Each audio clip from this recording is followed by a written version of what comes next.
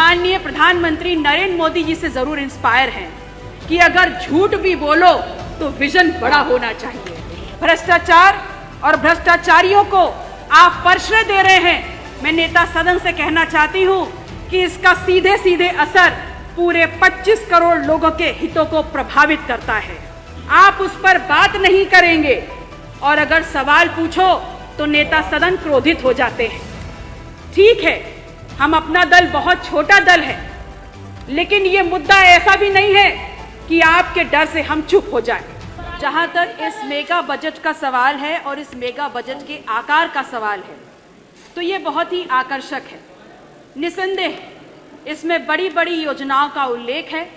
Million trillion economy की बात हम कर रहे हैं, तो एक बात तो स्पष्ट हो जाती है कि आप सब माननीय प्रधानमंत्री नरेंद्र मोदी जी से जरूर इंस्पायर हैं कि अगर झूठ भी बोलो तो विजन बड़ा होना चाहिए। ये सरकार आकंठ भ्रष्टाचार में डूबी हुई है, इसलिए सबसे पहले भ्रष्टाचार की लड़ाई पे भारतीय जनता पार्टी की क्या नीति है, ये इस सदन में भारतीय जनता पार्टी की सरकार स्पष्ट करे। और ये बात मैं इसलिए बोल रही हूं क्योंकि समाज का चाहे कोई भी अंग हो, चाहे विकास का कोई भी आयाम हो, लेकिन भ्रष्टाचार एक ऐसा दीमक है जो साथ रहते रहते धीमे धीमे पूरे समाज को खा करके खोखला करने का काम करता है। और मुझे समझ में नहीं आता, बहुत दुर्भाग्यपूर्ण है ये कि जिस भी मजबूरी से भ्रष्टाचार और भ्रष्टाचारियों को आप परिश्रय दे रहे हैं, मैं नेता सदन से कहना चाहती हूं कि इसका सीधे सीधे असर पूरे 25 करोड़ लोगों के हितों को प्रभावित करता है।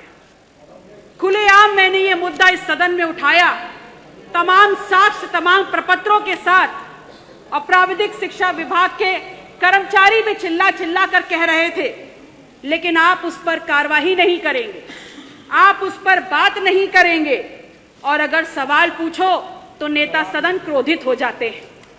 ठीक है, हम अपना दल बहुत छोटा दल है, लेकिन ये मुद्दा ऐसा भी नहीं है कि आपके डर से हम चुप हो जाएं।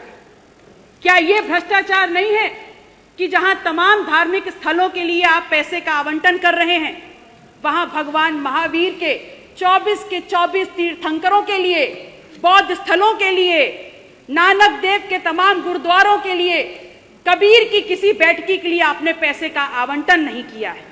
मान्यवर मुझे बोलने दीजिए, उसके बाद बोलिए। No please don't disturb in between, don't disturb in between, no don't disturb in between, you have no right, absolutely no right.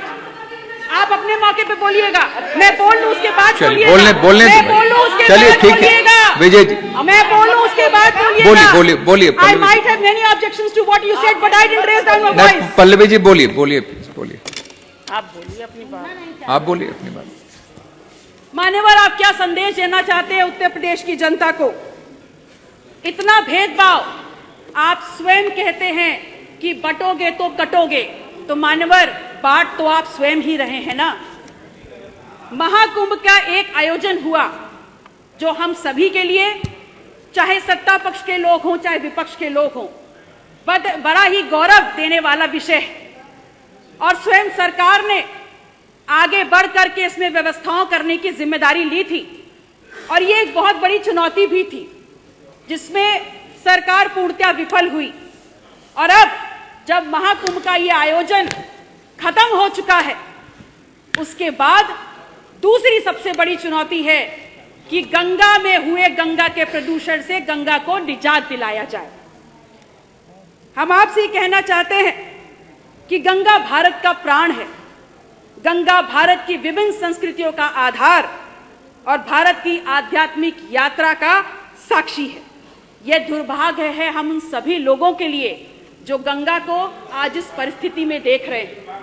केंद्र सरकार ने नमामि गंगा योजना के माध्यम से गंगा की सफाई के नाम पर अरबों खरबों का बजट आवंटित किया और जिसमें लूट खसोट भी हुई, लेकिन उसके बाद भी कोई परिवर्तन नहीं आया, बल्कि वो गंगा जो प्राकृतिक अल्केमिस्ट है उसका अनुपात भी बिगाड़ दिया गया।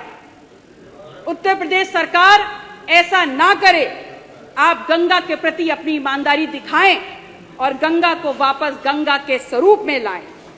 जो गंगा का जल आचमन के लिए होता है, उस गंगा के जल में आज हाथ डालना भी हानिकारक है। मान्यवर, आप ही बोल लीजिए। बोलो, आप बोलो, बोलने दीजिए भाई। भारत अर्थात इंडिया एक कृषि प्रधान देश है और महत्वपूर्ण तथ्य यह है मान्यवर कि उत्तर प्रदेश जैसे विशाल और कृषि प्रधान राज्य में जहां जनसंख्या का 2/3 से भी ज्यादा हिस्सा खेती से जुड़ा हुआ है, आज वही किसान परेशान है खाद DAP के लिए, वही परेशान है आज बीज ना मिलने से, आवारा पशुओं के आतंक से परेशान है, तो रात दिन बढ़ते कर्ज से परेशान है, मजबूर है खेती छोड़ने के लिए और अंततः आत्महत्या करने के लिए। मैं पूछती हूं सरकार से, मैं पूछती हूं सत्ता पक्ष से कि क्या संवेदनाएं हैं आपकी, क्या नीति है आपकी किसान और खेत से जुड़े हुए इन खेतों की और खेत से जुड़े हुए इन किसानों की सुरक्षा के प्रति। इस प्रदेश में युवाओं की क्या स्थितियां हैं, क्या परिस्थितियां हैं, ये किसी से छुपी नहीं है। हम ये जानते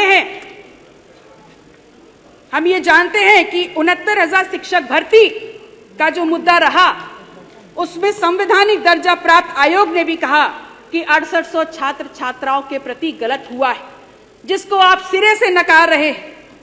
तो फिर एक बात का जवाब दीजिए कि इको गार्डन में जो 6800 बैठे हैं, वो वहां पर क्यों बैठे हैं, इसका जवाब सदन आपसे मांगता है।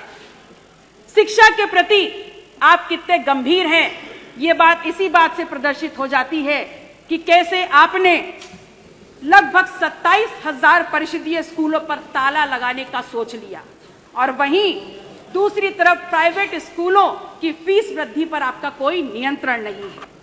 इस प्रदेश का छात्र हो या इस प्रदेश का युवा हो, बहुत बेहतर तरीके से ये समझ चुका है कि सरकार हमारे मुद्दे पे संवेदनहीन है और उदासीन है, क्योंकि अगर यही मुद्दा गुजराती गैंग से जुड़ा हुआ होता तो पूरी की पूरी सरकार शीर्षासन करने लग गई होती। आप कहते हैं कि विपक्ष ने 1 डिस्ट्रिक्ट 1 माफिया दिया। पल्लवी जी, समय हो गया। Just 30 second sir. मान्यवर, यह बात भी स्वीकार कर ले कि आज इस वक्त प्रदेश का सबसे बड़ा आर्थिक माफिया आपकी सरकार का हिस्सा है, तो इस पर भी जवाब दे दीजिए। जब भी किसी भी समस्या पर बात करो माननीय सरकार, तो सरकार कहती है, मसलन यदि आप इनसे पूछ लें कि बिजली इतनी महंगी क्यों, तो बोल देते हैं हमारे हाथ में नहीं। आप इनसे बोल दीजिए कि कैंसर रिसर्च इंस्टीट्यूट दे दो, तो बोलते जरूरत नहीं। आप इनसे बोलिए महंगाई बेरोजगारी कहां जा रही है, तो बोलते हैं कांग्रेस समाजवादी पार्टी छोड़ गई। और बाकी किसी और समस्या पे बात करो तो बोल देते हैं नेहरू गांधी माया मुलायम छोड़ गए। मैं आपसे कहती हूं, आज कोई ऐसा वर्ग नहीं है, चाहे गरीब हो, चाहे युवा हो, चाहे अन्नदाता हो, चाहे नारी हो, जो सरकार की नीतियों का विरोध ना कर रही हो, लेकिन आप उस पर गंभीरता से विचार नहीं कर रहे। इसलिए विचार नहीं कर रहे क्योंकि सत्ता ही आपका सिद्धांत है। इसलिए अंत में अपनी बात को कहते हुए कि आपसे निवेदन है, फर्जी आंकड़ों की इस लिखित बाजीगरी को आप वापस लें और एक बार फिर से देखिए कि बजट का सही स्वरूप क्या है, क्या मांग है जनता की, क्या चाहती है।